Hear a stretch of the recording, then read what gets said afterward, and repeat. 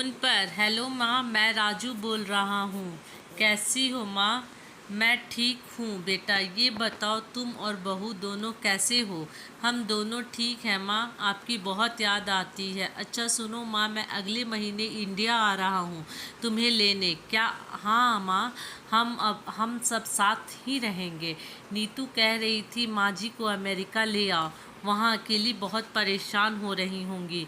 Hello, सुन रही हो माँ? हाँ बेटा। बूढ़ी आंखों से खुशी की आंसुधार बह निकले। बेटे और बहू का प्यार नस नस में दौड़ने लगा। जीवन के 70 साल गुजर चुकी सावित्री ने जल्दी से अपने पल्लू से आंसू पोंछे और बेटे से बात करने लगी।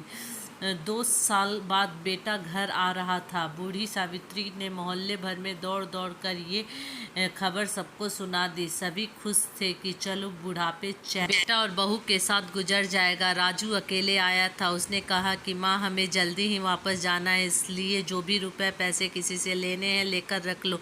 तब तक मैं किसी प्रॉपर्टी डीलर से मकान की बात करता हूँ। अब ये मकान बेचना पड़ेगा, वरना कौन इसकी देखभाल करेगा? हम सब तो अब अमेरिका में रहेंगे। बूढ़ी आंखों ने मकान के कोने कोने को ऐसे निहारा जैसे किसी अबोध बच्चे को सहला रही हो। आनन फानन और एन पैन दाम में राजू ने मकान बेच दिया।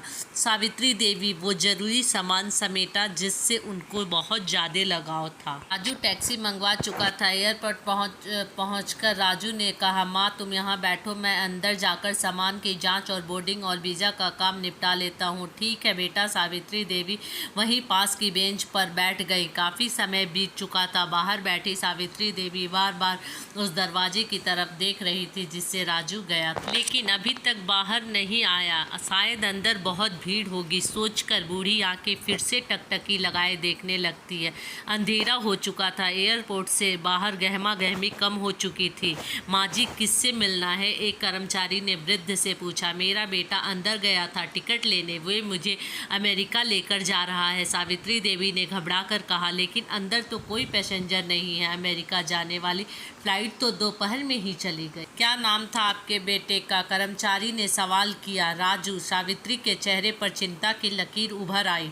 कर्मचारी अंदर गया और कुछ देर बाद बाहर आकर बोला, माँ जी आपका बेटा राजू तो अमेरिका जाने वाली फ्लाइट से कब का जा चुका है क्या? वृद्ध की आंखों से आंसुओं का सैलाब फूट पड़ा। बूढ़ी माँ का रोम रोम कांप उठा। किस तरह वापसी घर पहुंची जो अब बिक चुका था। रात में घर के बाहर चबूतरे पर सो गई। सुबह हुई तो दयालु मकान मालिक ने एक कमरा रहने को दे दिया। पति की पेंशन से घर का किराया और खाने का काम चलने लगा। समय गुजरने लगा। एक दिन मकान मालिक ने वृद्ध से पूछा, माँ जी क्यों नहीं आप अपने किसी रिश्तेदार के यहाँ चली जाएं? अब की उम्र भी बहुत हो गई है, अकेली कब तक रह पाएंगी? हाँ चली तो जाऊं, लेकिन कल को मेरा बेटा आया तो यहाँ फिर कौन उसका ख्याल रखेगा? आंखों में आंसू आने लग गए। दोस्तों यदि मेरी कहानी अच्छी लगे तो लाइक और सब्सक्राइब जरूर करें प्लीज़।